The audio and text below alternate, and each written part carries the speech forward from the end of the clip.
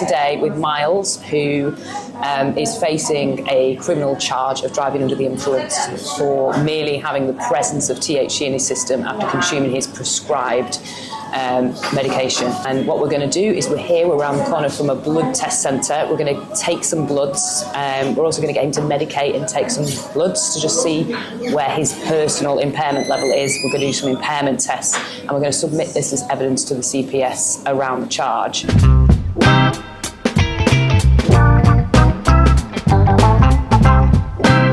Okay, so we're here. We've just come out of the blood clinic now from Miles's first blood test, which was taken without any medication in his system. He hasn't medicated it since yesterday afternoon, so we're going to see what that baseline is.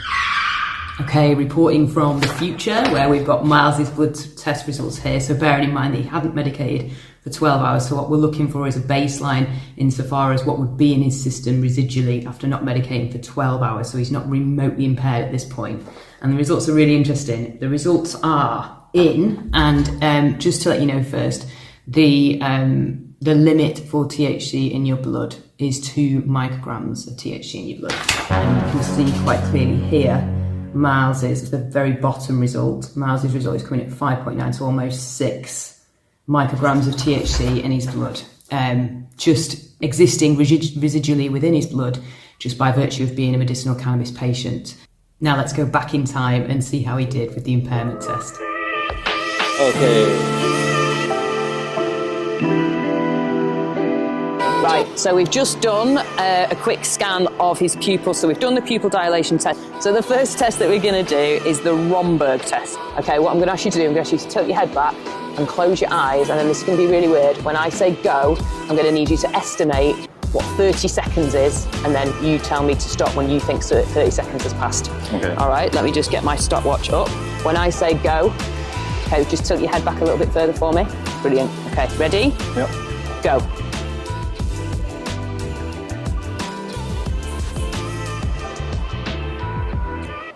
There? Yeah. 48. 48. Way off on that one. Okay, that's fine. That's your baseline. That's fine. Okay, so now we're going to do the walk and turn test. So what we're going to do is we're going to put one foot in front of the other like this. We're going to do 9 steps, and then you're going to turn, and then you're going to do 9 steps again.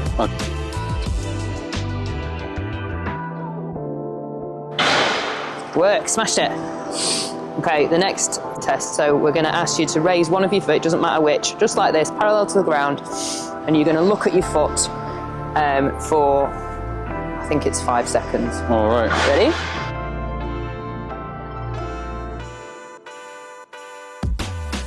That's fine. Brilliant. Okay, and the next one is we're gonna have you slightly tilt your head back, close your eyes, have you both your fingers out like mine are, like this. Yeah. Okay, and then I'm gonna call out right, left, and you're just gonna match. Okay. When I say right, you're gonna touch your nose. Okay?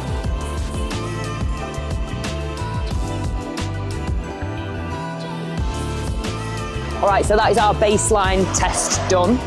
What we're gonna do now is we're gonna ask Miles to medicate with his prescribed medication, with his prescribed inhaler, and then we're gonna do that again to get a baseline of where his impairment would be. We're gonna take him back to the blood clinic, and we're gonna get a further reading to see where his impairment is.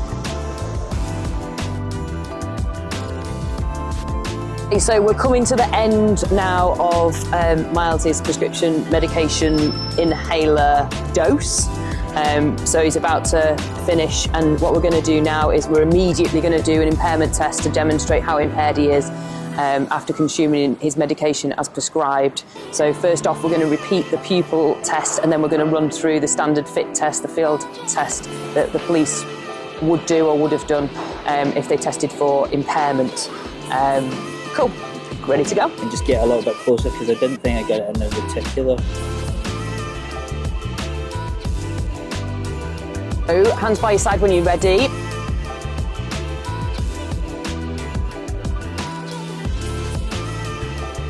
Better, you passed. You're 35. 35. So you actually did better. 35 is normal. Between 25 and 35 is classed as normal. Perfect. So you passed. Okay, so the next one.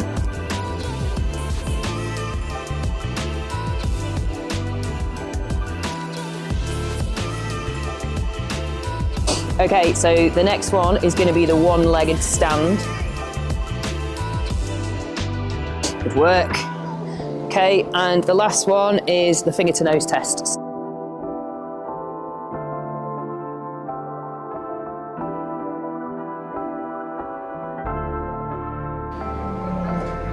Okay, you're good. Right. He's ready for more. All right, that's finished. So just completed the second impairment test, and actually Miles, I think, performed a lot better after consuming his prescription medication, and I thoroughly believe is not impaired at that point. Definitely his balance and coordination, his ability to count, his ability to navigate the space is well within the guidelines. So what we're going to do now is we're going to head back over to the blood clinic next door. We're going to do another blood draw, and we're going to see where his bloods are now after consuming his prescription medication, so that we can get a gauge of where his high point is.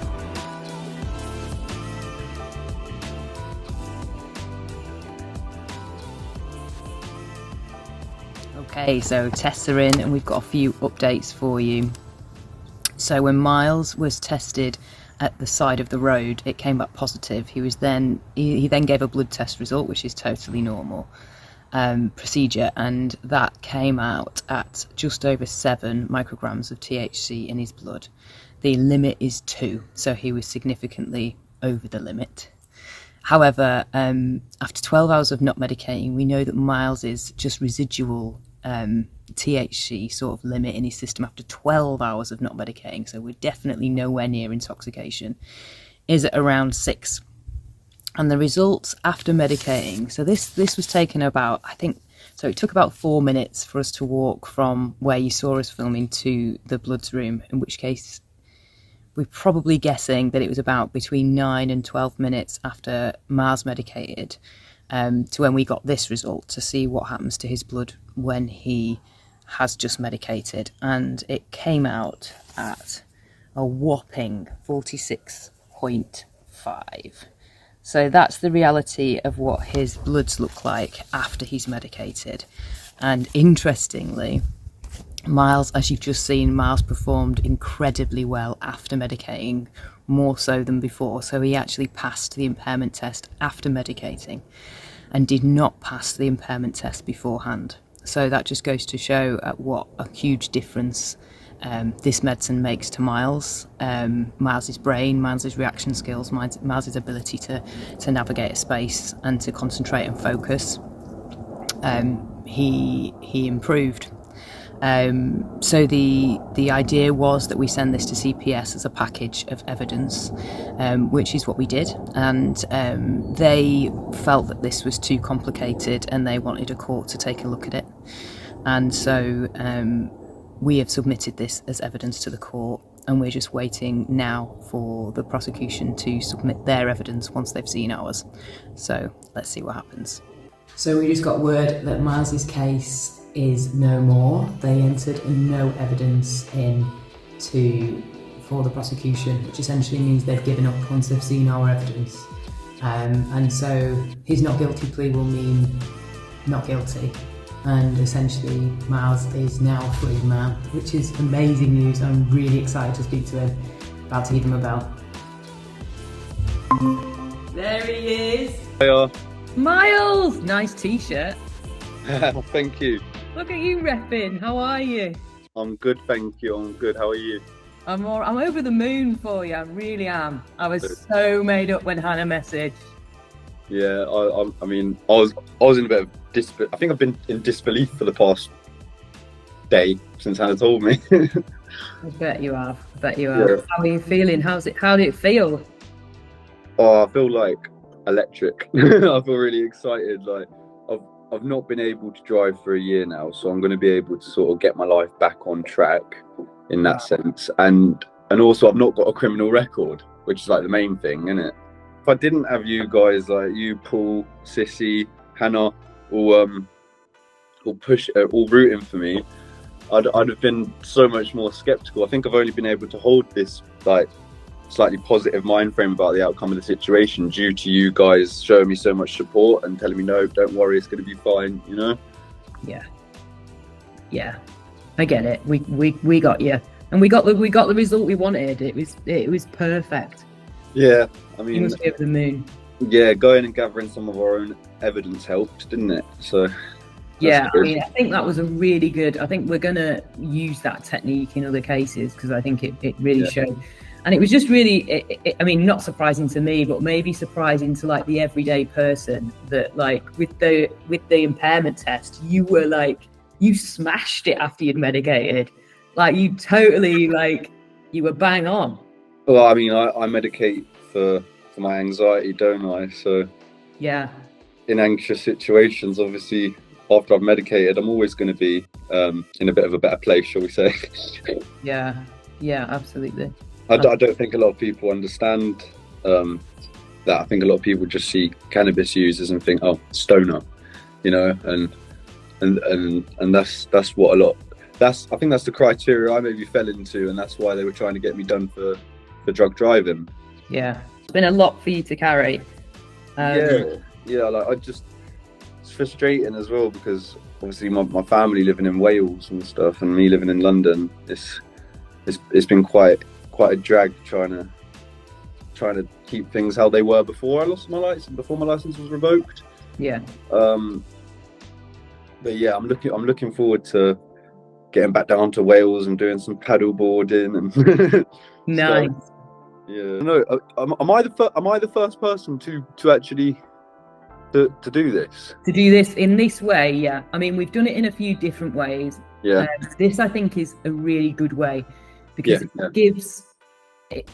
We're basically giving them more evidence than they could gather on you. Like it's scientific. Yeah. A lab has done it. We've documented it. It's timestamped. There's no, they can't argue with it. There's no like ifs and buts and this expert said this and this expert disagrees. It's just black and white. And what we need to do now is look at ways to use cases like yours and use other people's cases and stomp our feet a little bit, scream and shout, and then people like you won't have to go and drag themselves to court or drag themselves to the station and be put through all this. And your family equally, like your mum, bless your mum. Your mum's a legend, by the way. Please pass her on my just the stress that, you know, she's really clearly very worried about you, and I get why, because it's awful what you've been through. Yeah, like Miles, you handled it beautifully. You're a very good human. Thank you. I hope that you process all of this now, and you can put it all behind you, and you can go and get that paddleboard and drive. Yeah, I hope so. Like I'm gonna just take every day as it comes. I'm gonna get my license back, and then I'm gonna be Miles again. I've been quite down in the dumps over the past year, so thank you. No worries. I look forward to speaking to you soon. All right, mate. Have a bloody lovely day. Enjoy the rest of your summer. All right, you too. Thank you. Take care. Thank you for everything. Cheers, Carly. Bye. Bye, Miles. Bye. Congrats on the case. Oh my God, it was amazing. I'm still on such a high. I'm so pleased for Miles. What a battle. Oh, I know I spoke to him yesterday, and he was like, you could just see him, like, because when obviously we did the filming and he was just so tense, and his mum was like so worried, and it was a battle for them. And yesterday I saw him just finally just relax. It was so nice. I'm so pleased. I'm so happy. I couldn't call him immediately because I was stuck on something else. And I told the barrister what happened. I said, I'll call him when I'm out of court. So I got back out, got settled. And I said, are you sitting down? He went, oh, well, I'm in the car, but I'm not driving. Go on. What is it? I said, it's over. And he's just like, but it was Eve that was driving. So all I could hear was Eve screaming in the background. I know. It's stressful for anyone, but for him, because of his autism and all his conditions, it just winds him up. And part of his license and the importance of it was he could go out and just have a drive, clear his head. He felt so trapped. And it was so wrong. He just knew he hadn't done anything wrong. And I think that's what was the worst thing for him. But getting someone to understand and explaining to him why he couldn't get why they weren't understanding.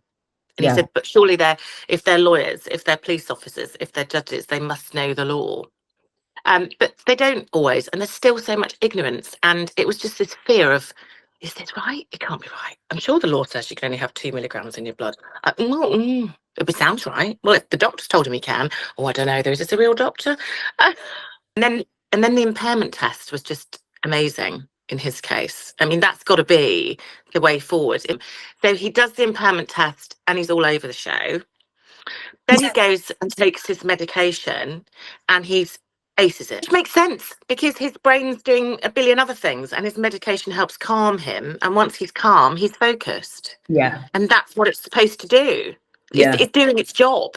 Yeah. Clearly the right medication for him at the right amount, and he takes it in the right way. We were hoping to gather this evidence and submit it to the CPS and then drop the charge before it even went to court, weren't we? That was the idea. As soon as we were able to confirm, because the case was kind of silent on the issue. So I think initially the CPS were thinking, well, maybe we'll just go and check with the officer whether there was any issue about impairment or why they pulled him over. Because it's never really, it's just like the story starts with, he was pulled over and we tested him and he was over the limit, therefore he was charged. But so they have to go back and say, well, why did you pull him over? And if the officer's like, don't really remember, didn't make a note of it, whatever it might be, as soon as we were able to establish that there was no evidence, so you're trying to establish a negative, which in itself is impossible. But as soon as you're able to establish there's no evidence of impairment, which they didn't have any evidence of, and they couldn't then go and get it because the case was up and running, that's when they were in trouble. Yeah. Because if they'd really wanted to prosecute it, they should have been looking at it and going, well, actually, when he got out of the car, he nearly fell over, the car was swerving, whatever it might be, whatever, rubbish they want to make up, they have to show that there's a level of impairment for the charges to stand. If there's no evidence of impairment, that's it. Yeah. And so the case didn't even reach what the prosecution, to charge a case, the prosecution have to put each charge, whether it's murder or theft of a sandwich from Tesco, the prosecution have to apply what's called the full code test. So it's their procedure, their internal procedure, where they look at the case and they go, have we got the evidence to have at least a 50% chance of success? So 50-50, fair fight. And is it in the interest of justice? I'm summarising a lot of information, but those are the two key things that they have to have before a case can even get off the ground. Do we have any evidence of the full charges that we need to prove? If we do, even though the defence might choose to challenge it, if we have it, we can charge. And is it in the interest of justice? And we've got to a point now with Miles' case, which they've obviously funded privately because they've had to, because there's no legal aid for this. So again, if you haven't got money, what can you do? But it's thousands, not hundreds. They forked out thousands because every time it's gone to court, it's cost money. And if I haven't been able to go, I've had to instruct a barrister to go on my behalf. And, every time the court lists it and all these things. And the other brilliant thing is that the court have accepted that. So in Miles's case, we've applied for what's called defence costs. And they've said, granted, send in and so we basically send in what Miles's costs have been, not just legal costs, but his costs, coming to court. Has he had to take time off work? Has Eve had to take time off work, travel, all these things? And the court assess it. It's called subject to taxation. So you never get back every penny you've laid out, but he'll certainly get back something. So the court, not only has the case been, the prosecution offered no evidence, the court accept that this should have happened a very long time ago, and everything's been at Miles's expense and it shouldn't have been. Wow, what a result. I know. They've wasted a lot of public money, and they've also then going to have to refund some of Miles's costs as well as finding him not guilty. And you wouldn't, but this has probably cost the public purse well over six figures easily. Just to have it prosecuted, to have the court buildings open, to have it listed that many times. When you think of the magistrates' wages or the district judges' wages who sit and listen to these cases, my time, Miles's costs. This is well into six figures of taxpayers' money. Wow, it just beggars belief. So in terms of these cases moving forward, as much as we love having Hannah to deal with these and kick ass, relentlessly kick ass on every case I've seen her go on, how do we stop it before it has to get to that? The state of Miles's case and his life that's been in upheaval for a long time. I know. Once a case hits the court system, it can take a while to resolve, just because even getting a case listed and things like that. So the ideal place to be is to stop it getting there in the first place. What we could do with doing is CPS seeing enough of these cases that they say, if this has got a prescription, don't, and there's no impairment, don't bother. Or the other thing is we could input an impairment test on the roadside. And as we know, me and Hannah have done a lot of work with, well, we've done a lot of work on cannabis driving generally, but we have a little police working group and we've spoken to some of the impairment leads and they're really up for it. But one of the things that they say is that impairment tests were dropped sort of like 10 or 15 years ago. A lot of the new recruits don't know how to do one. It would cost a fortune to train them all to do an impairment test, which is mad. Yeah. It's like going back in time before they had these fancy mouth swab things and they were doing like policing in that way. So ideally we'd have an impairment test and we'd have a policy in CPS, and even more ideally the government would actually make an amendment to the law of section 5.8, and then we should see not much in the way of issue unless there's genuine impairment and somebody's genuinely done something really daft, like smoked 6 bongs, got in the car and caused an incident. Well, exactly. When there's no accident and there's no evidence of impairment and there's no other parties involved, and it's not like they've just collided with a lamppost or done whatever they've done. And also, you kind of know you're onto a winner when the police turn around and go, well, you're over the limit, but we accept you're using your prescription, so here's all your drugs back. Yeah. So then why? Sorry. So you've just given him everything back. So you're accepting it's his prescription and he's using it properly, and the person's carrying their information, and you've given everything back to them and said, "Off you go. Bye. You might get a charge to court." It just beggars belief. If you were 3 times over the legal limit in alcohol, you'd be falling out the car. I mean, if I was, what's that, 35 in breath? If I was like 90 or 100 in breath, I'd be all over the show. And at the point of being 100 in breath, which is just about 3 times the legal limit, that's imprisonable. So courts panic when a prosecutor stands up and goes, they were 3 times the legal limit when it's in relation to cannabis, because they think, oh, what if that was alcohol and that was a breath reading? That person would be paralytic. They could have killed somebody. And frankly, we'd be considering custody. Yeah. But of course, it's just, it's not like that. No, it stays in the system. It builds up in the system. Tolerance plays a massive part. Tolerance is huge. Miles was 3 times over the limit after not medicating for 12 hours. So it was 5.9. So he was almost 6 after no medication for 12 hours. That's just residual in his system. So that's his like baseline for, he was in no way was he impaired by drugs. He failed the impairment test though because of his lack of medication. Exactly. Yeah. Lack of medication. And then when he medicated, within the space of about 20 minutes, he tested at 46. And he passed an impairment test at 46. So what would be your advice apart from ring Hannah, which is generally my advice? If people get in trouble, or if anyone's going through a similar case? I reckon this impairment thing that was done was really important, because I don't think it will cost the earth. No. So even if you couldn't afford a lawyer, even if you had some guidance in relation to what works, even if you could cobble together a few hundred quid, always have your prescription on you and the details of it. Sort of simple stuff, basically, that most should and would do. And then even if you're charged and you can't afford a lawyer or whatever it might be, if someone said, look, I can't afford your fees, but what can I do? I'd say, as long as there's no evidence of impairment, go and get an impairment test done. Go and get it done privately. It doesn't cost the earth. Cobble the money together, because the findings from that will be what the CPS need to see. That's where the court will go, there's no evidence of impairment. I've got the proof. There was no evidence on the day, and this person can clearly pass an impairment test when they're medicating. They'd have to, even if it went to trial, somebody could stand there and go, this is my case. The court would have to find them not guilty. But that would be my advice. Yeah. Even if you had to go the distance, that impairment test, I think, was the key thing. We filmed, for anyone that was watching that wants to recreate it, we filmed an impairment test after 12 hours of not medicating, and we got we got 1 blood test result to confirm what the baseline was then. Everything was filmed and timestamped, which you can just do on a mobile phone.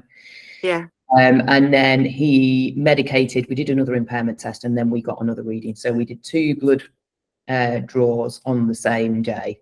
And everything that we filmed was just timestamped on a phone. So it could be recreated, I think, for probably under 200 quid, depending on what the local private blood clinic, and that could then be submitted as evidence. And that's what you need to go to court. If you're charged to court, that's what you need to fight the case and win. You need something, your prescription, confirmation, as it always will say, take it in this amounts whenever you need to, whatever it might be.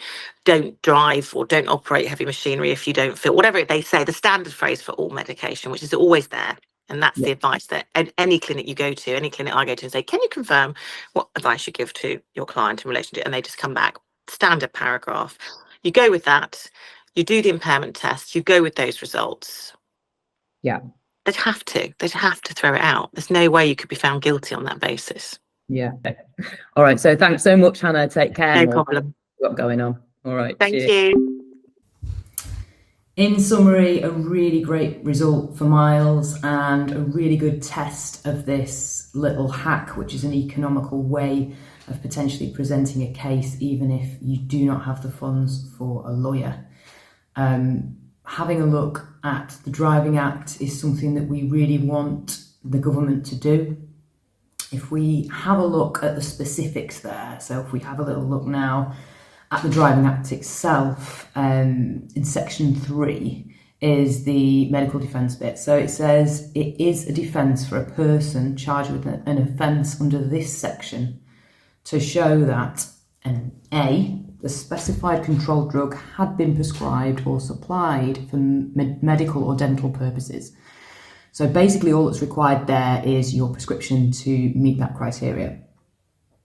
And B, took the drug in accordance with any directions given by the person with whom the drug was prescribed or supplied, and with any accompanying instructions. Now, this is the sticky bit, and this is the bit where the cases end up in court, because more often than not, because of how long cannabis stays in our system, and particularly in our blood, what they're testing for is presence and not intoxication. So every medicinal cannabis patient in the UK is going to have probably over the limit reading if they're taking THC, even if they're not intoxicated. And if tested, they're often presenting 3, 4, 5, sometimes 10 times over the limit. And so, just like Hannah said, it's very much seen as they can't be taking it as directed then, which is why it ends up in court. And there's no real education or policy in those key places, and one of those key places is CPS for a charging decision. One of those key places is in the handbook of the officer who's dealing with the road stop. And lastly, the other place is in policy and with enshrined in law to try and create all of the policies to reflect the reality of the situation and stop testing for presence and start testing for intoxication. And just to make it clear, we are not in any way suggesting that people consume cannabis and jump in the car immediately. Please always only drive if you feel safe to do so. However, all we're doing is highlighting that there's an absolutely gigantic hole in the law here.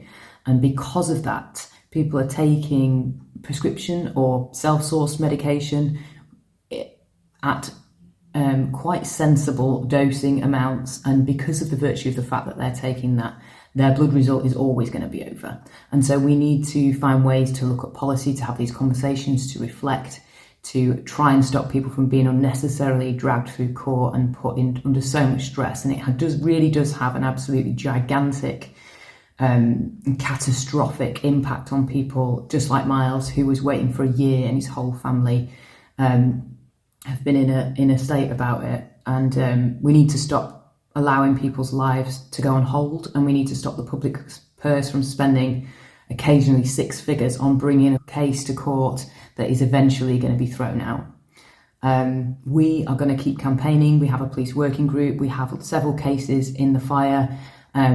We are continuously campaigning for this, and we're going to speak to Labour about potentially making some amendments where needed.